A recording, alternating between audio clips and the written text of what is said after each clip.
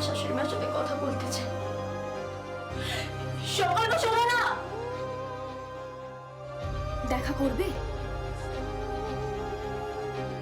তুমি তোমার শাশুড়ি মায়ের সাথে? তুমি দেখা করবে প্রিয়ম? হ্যাঁ দৈন্তি, মায়ের সাথে কেউ একবারও দেখা করতে দিচ্ছে না, একবারের জন্য মায়ের সাথে কেউ দেখা করতে দিচ্ছে না।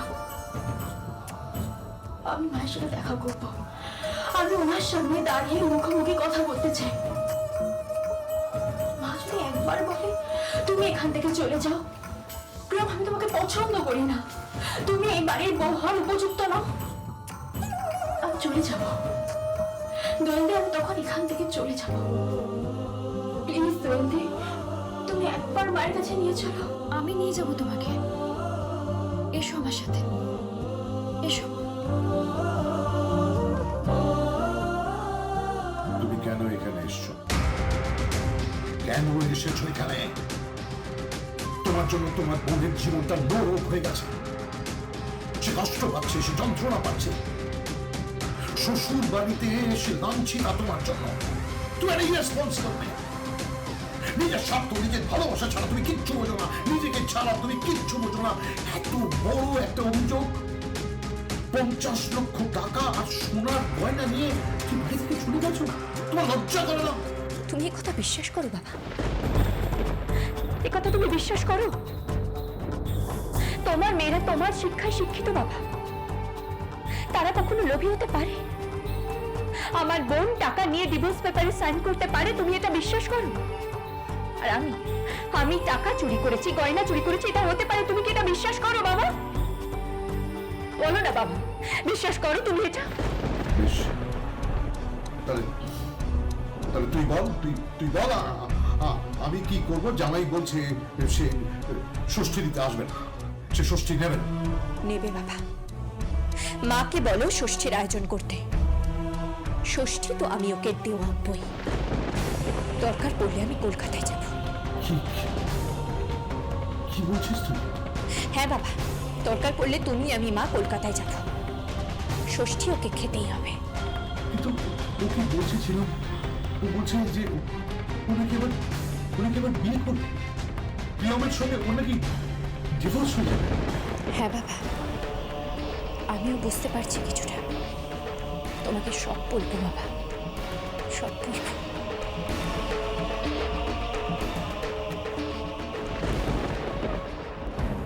তুমি মামনি, আমি ওকে নিয়ে এসেছি, তুমি প্লিজ রাগ করো না। ও তোমার সাথে দেখা করতে চাইছিল। ও এখন কেন দেখা করতে এসেছে? ডিভোর্স পেপারে সাইন করার আগে আসা উচিত ছিল, নিজের অ্যাকাউন্টে 50 লক্ষ টাকা নেবার আগে আসা উচিত ছিল। মা আপনি বিশ্বাস করেন এগুলো আমি করতে পারি? কিন্তু এসব তো ঘটেছে প্রিয়ম, তাই না? কিন্তু মা কোনো কিন্তু নয়, কোনো কিন্তু নয় প্রিয়ম। তাহলে আমি বলছি শোনো, নিজেকে নির্দোষ প্রমাণ করো, নিজেকে নির্দোষ প্রমাণ করো, তবে তুমি এই পরিবারে ফিরতে পারবে। কিন্তু আমি নিজেকে নির্দোষ প্রমাণ করব কি করে? খুব সহজ দুটো প্রশ্নের উত্তর দাও। কি মা? ডিভোর্স পেপারে যে সইটা আছে, মহামান্য আদালতের কাছে তুমি ডিভোর্স প্রে করেছো, সেই সাইনটা কি তোমার? চুপ করে আছো কেন? বলো, সইটা কি তোমার করা? বলো না। হ্যাঁ আমার। ওই 50 লক্ষ টাকাটা যে অ্যাকাউন্টে ঢুকেছে, সেই অ্যাকাউন্টটা কি তোমার? হ্যাঁ। ওটা বোধহয় তোমার নতুন অ্যাকাউন্ট নয়, পুরনো অ্যাকাউন্ট, তাই না? হ্যাঁ, বাবা আমাকে আর আমার দিদিকে কলেজে পাশ করার পর খুলে দিয়েছিলেন। তাহলে তুমি টাকাটা নাও নিয়ে কথা বলছো কেন? আর এই কথাই বা কেন বলছো যে সাইনটা তুমি করনি? আমি সই করেছি, কিন্তু মা বিশ্বাস করুন আমি ঠিক বোঝাতে পারছি না। মা, এটা একটা চক্রান্ত, একটা বড় ষড়যন্ত্র চলছে। দোয়েলদি, তুমি মাকে বলো না, একবার মাকে বলো না তুমি। কাউকে দিয়ে সুপারিশ করো না। দেখো, আমি কিন্তু একজন আত্মনির্ভরশীল মহিলা, চিরকাল নিজের পায়ে মাথা উঁচু করে দাঁড়িয়েছি, কখনো কারো কাছে শিরদাঁড়া বাঁকাইনি। আমার বিরুদ্ধে আসা সমস্ত ঝড় ঝাপটা, অপমান, অভিযোগ সব নিজে দাঁড়িয়ে থেকে খণ্ডন করেছি। কখনো কারোর সুপারিশ নিইনি, কখনো কারোর কোনো ফেভার নিইনি। তোমাকে প্রমাণ করতে হবে যে তুমি শালঙ্কারা ব্যানার্জির প্রকৃত উত্তরাধিকারী, তুমি এবারে বউ হবার উপযুক্ত। তার জন্য তোমার নিজেকে নির্দোষ প্রমাণ করে এখানে আসতে হবে। আদারওয়াইজ সুনীতির সঙ্গে সম্পর্ক বিয়ে হয়ে যাবে। মামনি, এসব তুমি কি বলছো? প্লিজ এটা বলো না। ও বেচারি কোথায় যাবে বলো? আমি জানি না, আমি কিছু জানি না। মানুষ নিজের ভাগ্য নিজে গড়ে। ও একটা মেয়ে, ওকে নিজের ভাগ্য নিজে গড়ে প্রমাণ করতে হবে। আর আমি নিশ্চিত ও পারবে। ও যদি সৎ হয়, ও পারবেই। বিয়ের দিনটা নিশ্চয়ই তোমার জানা হয়ে গেছে। বিয়ের দিন সিঁদুর দানের আগে পর্যন্ত আমি অপেক্ষা করব। সকালে গায়ে হলুদ হবে, তারপর কনেকে সাজানো হবে, তারপর বর আসবে বিয়ে করতে, শুভ দৃষ্টি হবে, মালা বদল হবে। আমি অপেক্ষা করব।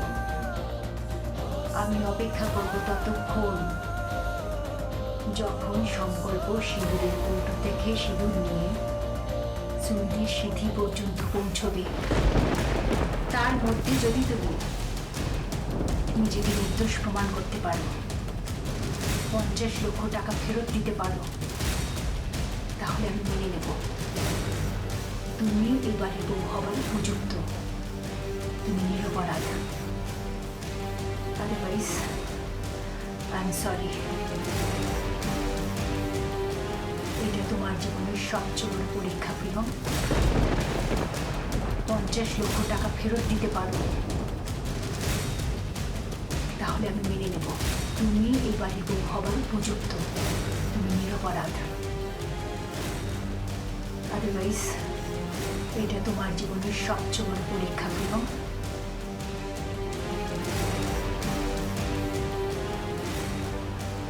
এ তুমি কি করলে মামনি? মামনি, তুমি তো প্রিয়ামকে ভালোবাসো। তুমি তো জানো ও সৎ। আমার জানা বা বিশ্বাস নিয়ে বড় কথা নয় দোল। আমাদের পুরো পরিবারের সামনে, হিলাই টেক্সটাইলের পুরো পরিবারের সামনে ওকে নিজেকে প্রমাণ করতে হবে যে ও নিরপরাধ, ও নির্দোষ। প্রিয়মের বাবা সংকল্পকে ফোন করেছিল। সে কি? হ্যাঁ, ওই জামাই ষষ্ঠীর ব্যাপারে কথা বলছিল। তোমাকে হয়তো ফোন করবে। আর তারপর ঝিলমের সাথে সংকল্পের বেশ কিছুটা বাকবিতণ্ড হয়। ঝিলম বলেছে সংকল্পের ষষ্ঠী দিয়েই ছাড়বে। তুমি হাসছো মামনি? ঝিলাম যখন বলেছে তখন ও সংকল্পের ষষ্ঠী দিয়েই ছাড়বে। কি করে? মেয়েটার শিরদাঁড়া আছে জানিস তুই। কোর্টেও আমার সামনাসামনি আমাকে ফেস করে। ওকে পরীক্ষা করার জন্য আমি 1 কোটি টাকার একটা চেক সই করে দিতে চাই, যাতে আমার দেওয়া টাকা থেকে ও আমাদেরকে 1 কোটি টাকা ফেরত দিতে পারে। ও নিল না, উল্টে ও কোর্টে আমার নামে যে অভিযোগ রয়েছে সেটা 1 মিনিটে নস্যাৎ করে দিল। আমাকে করুণা দিয়ে চলে গেল মেয়েটা। আমি sure Doyel, I am sure Jhilam এবং প্রিয়ম ওরা নিরপরাধ। কিন্তু সেটা ওদেরকেই প্রমাণ করতে হবে। ওদের 2 বোনের এটা অগ্নি পরীক্ষা।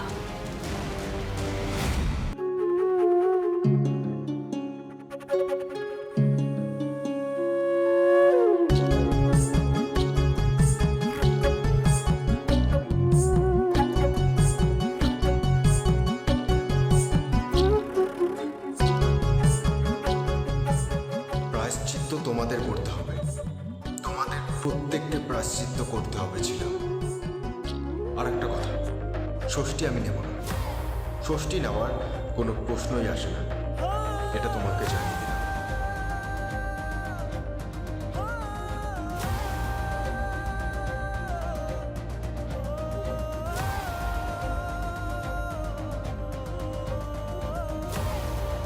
এটাই তোর শেষ সুযোগ।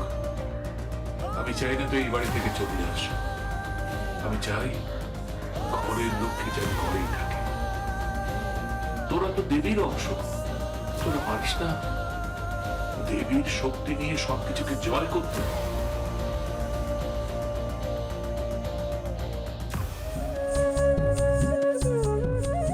তোমার জন্য তোমার বোনের জীবনটা নরক হয়ে গেছে। সে কষ্ট পাচ্ছে, সে যন্ত্রণা পাচ্ছে। শ্বশুর বাড়িতে এসে লাঞ্ছিতা তোমার জন্য। তুমি একটা ইরেসপন্সিবল মেয়ে। নিজের স্বার্থ, নিজের ভালোবাসা ছাড়া তুমি কিচ্ছু বোঝো না, নিজেকে ছাড়া তুমি কিচ্ছু বোঝো না। এত বড় একটা অভিযোগ, 50 লক্ষ টাকা আর সোনার গয়না নিয়ে তুমি বাড়ি থেকে চলে গেছো। তোমার লজ্জা করে না?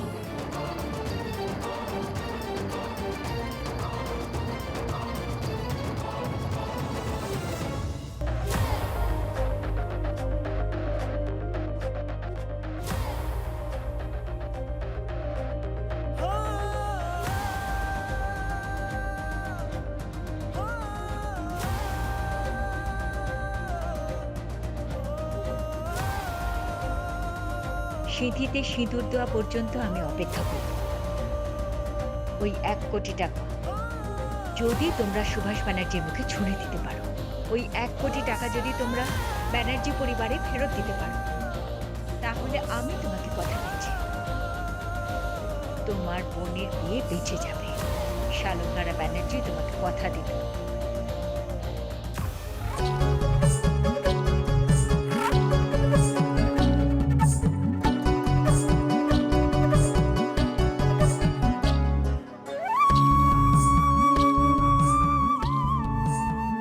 যখন সংকল্প সিঁদুরের কৌটো থেকে সিঁদুর নিয়ে সুমিদের সিঁথি পর্যন্ত পৌঁছবে, তার মধ্যে যদি তুমি নিজেকে নির্দোষ প্রমাণ করতে পারো, 50 লক্ষ টাকা ফেরত দিতে পারো, তাহলে আমি মেনে নেব তুমি এ বাড়ির বউ হবার উপযুক্ত। তুমি নিরপরাধ। Otherwise I am sorry.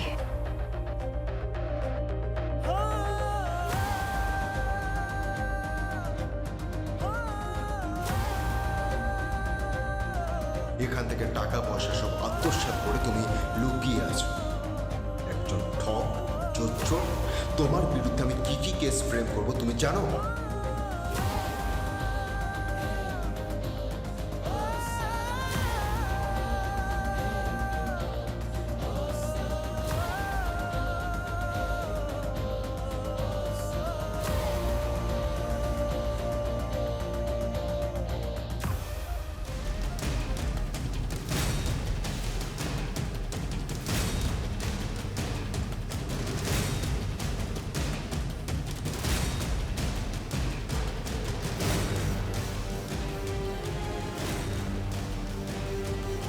আমি তোমাকে 1 কোটি টাকার একটা চেক দিচ্ছি, সেটা ভাঙিয়ে দাও। 50 লক্ষ তোমার নামে আর 50 লক্ষ তোমার বোনের নামে ক্রেডিট করে দিচ্ছি। সেই টাকাটা তুমি সুভাষকে গিয়ে দিয়ে এসো, তবে তোমার বোনের বিয়েটা বেঁচে যাবে।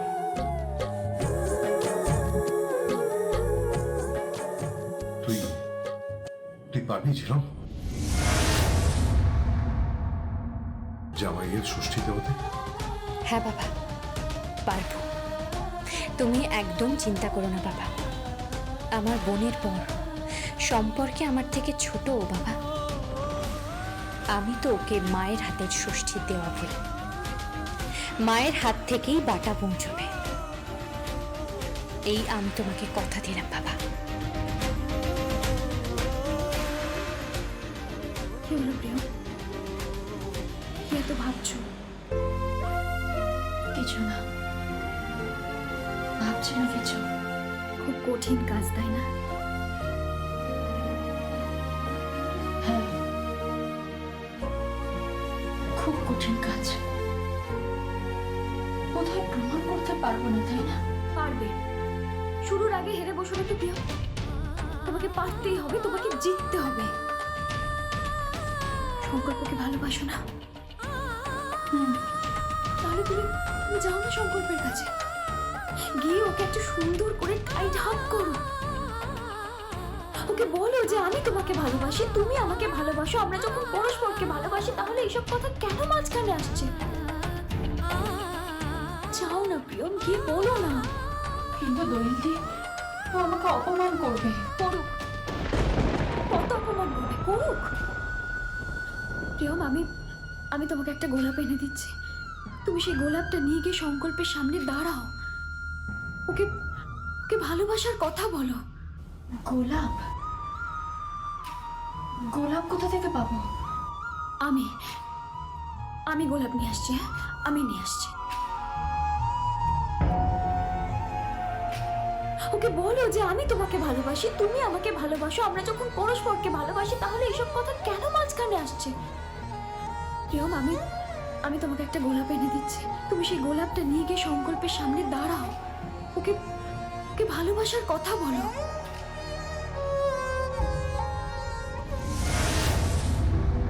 হ্যালো, কে বলছেন? আমি ছিলাম বলছি।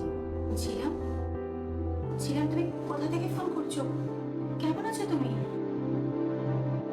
ছিলাম, তোমাদের নামে তো চিঠি পড়ে গেছে, তুমি নাকি টাকা পয়সা গয়না নিয়ে চলে গেছো এবং প্রিয়ম তো ফ্রাস্ট্রেটেড হয়ে বাড়ি ছেড়ে চলে যাচ্ছিল। আমি তো অনেক বুঝিয়ে সুযোগে বাড়িতে পাঠিয়েছি। হ্যাঁ, আমি জানি তো, সেই জন্যই তো একটা সাহায্যের জন্য আপনাকে ফোন করলাম। কি সাহায্য লাগবে বলো? আমার মা সংকল্পকে জামাই ষষ্ঠীর দিন ষষ্ঠী দিতে চান। মা, তোমার মা সংকল্পকে জামাই ষষ্ঠী দিতে যান? কিন্তু খুব ভালো কথা। কিন্তু কিন্তু সংকল্প ষষ্ঠী নেবে না বলছে। ও প্রিয়মকে অপরাধী ভাবছে।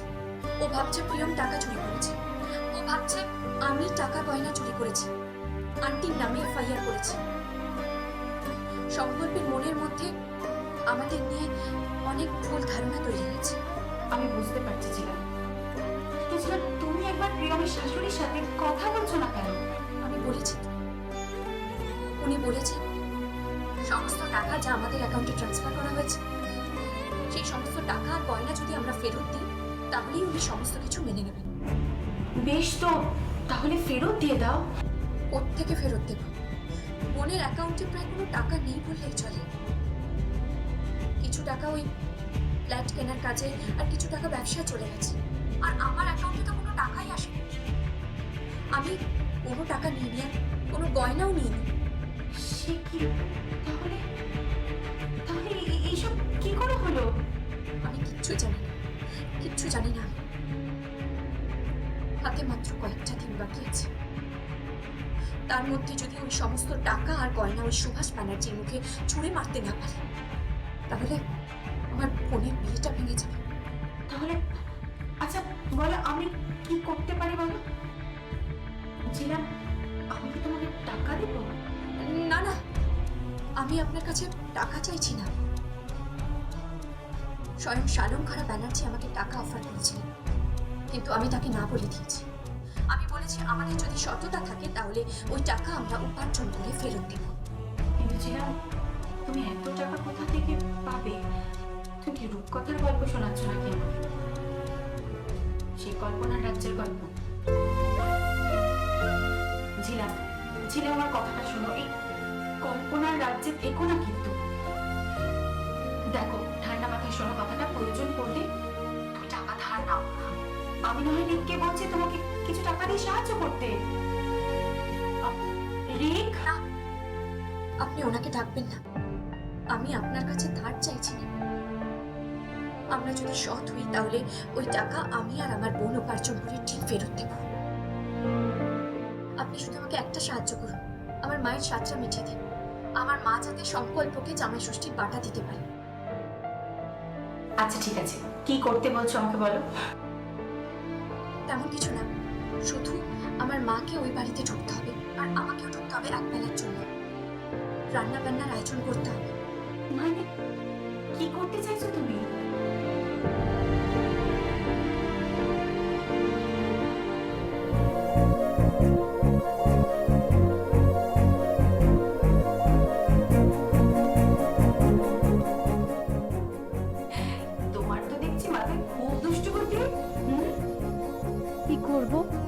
এছাড়া তো আর কোনো উপায় নেই।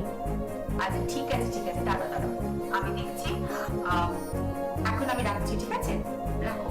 আচ্ছা ঠিক আছে।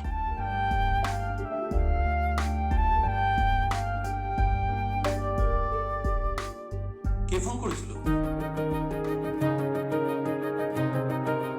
তোমাকে সমস্ত কথা পরে বলবো। শোনো না, বলছি জামাই ষষ্ঠী আছে, তোমাকে তো জামাই ষষ্ঠীতে যেতে হবে। কিন্তু আমার ষষ্ঠী কে দেবে? আমার শাশুড়ি মা আছেন নাকি? হ্যাঁ তা ঠিক, তা নেই, কিন্তু আমার শ্বশুর বাড়ি তো আছে। এইবার তো বিয়ের প্রথম বছর, জামাই ষষ্ঠীতে তুমি শ্বশুর বাড়ি যাবে না? শ্বশুর বাড়িতে যাবে, হই হুল্লো করে বেশ খাওয়া দাওয়া হবে, এই যা। সে আপনার আদেশ শিরোধার্য। কবে যাবে বলো? আরে বাবা, ষষ্ঠীর দিন যাবে, আবার কবে যাবে? ও তার আগে এক মিনিট দাঁড়াও। কি? আরে দাঁড়াও না, সব বলছি। হ্যালো, কে ঐশানী? ছোটদা, বলছিলাম যে সামনেই তো জামাই ষষ্ঠী, তোদের জামাই তো যাবে বাড়িতে না, ওই একটু জামাই ষষ্ঠীর নিয়ম তো পালন করতেই হবে না? ও রিক জামাই ষষ্ঠীতে আসছে? হ্যাঁ যাবে তো, কেন তুই কি না করছিস? হ্যাঁ তো আসবে। তাহলে ওই তোকে একটু জামাই আদরের জন্য বাজার টাজার করতে হবে, যেরকম হয় আর কি, ভাত ডাল 5 রকম ভাজা, তারপরে ধর ওই চিংড়ি মাছ, পাবদা মাছ, যেরকম হয় ইলিশ মাছ, দই মিষ্টি যা হয়। এছাড়াও কিন্তু জামাইকে বরণ করার জন্য বাটার আয়োজন করতে হবে। হ্যাঁ সেসব হয়ে যাবে, ওসব নিয়ে তুই একদম চিন্তা করিস না। তোরা তাহলে ষষ্ঠী নিতে আসছিস তো? আমরা আসছি। রিক আসছে তো? হ্যাঁ রিক তো যাবেই, রিক যাবে প্লাস রিকের আত্মীয়াও যাবে। ঠিক আছে আমি সব ব্যবস্থা করছি। আমার আত্মীয় আবার কি যাবে?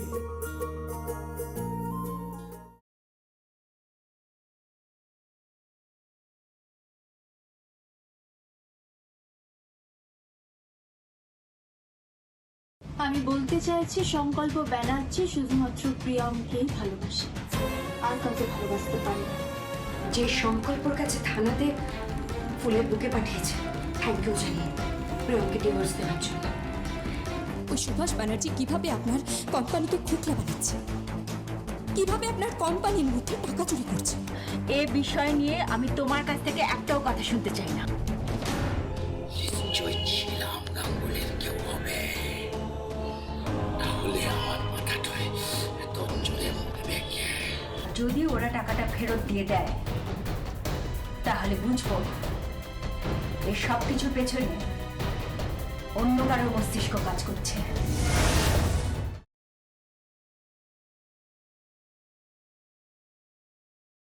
তোমার বরের সাথে জিলামের চ্যালেঞ্জ হয়েছে, সংকল্পকে ওর শাশুড়ির হাত থেকে ষষ্ঠী নিয়েই ছাড়বে। চাবিটা দিয়ে দিলে? তুমি এবারে বউ, তোমার ঘর, তোমার সংসার, আর তুমি নিজে হাতে মেয়েটাকে চাবিটা দিয়ে দিলে? আপনাদের বাড়ির ছেলেই তো বললো দিদিতে, উনি যে ডালে বসেছিলেন কাছে সেই ডালটাই কাটছেন, আপনি তো তাকেও ছাপিয়ে যাচ্ছেন। একজন সাধারণ কর্মচারী কাউন্টারে বসে শাড়ি বিক্রি করে, ও লজ্জা করেনি? তবুও সেই কাউন্টারে বসা মেয়েটার আলমারি থেকেই শাড়ি চুরি করতে হচ্ছে। ও যা নয় তা সেজে আমার শাশুড়ি মার কাছে কেন যাবে? এভাবে সবকিছু গোপন করে কেন আমার সংকল্পের জীবনটা নষ্ট করতে চাইছেন আপনারা?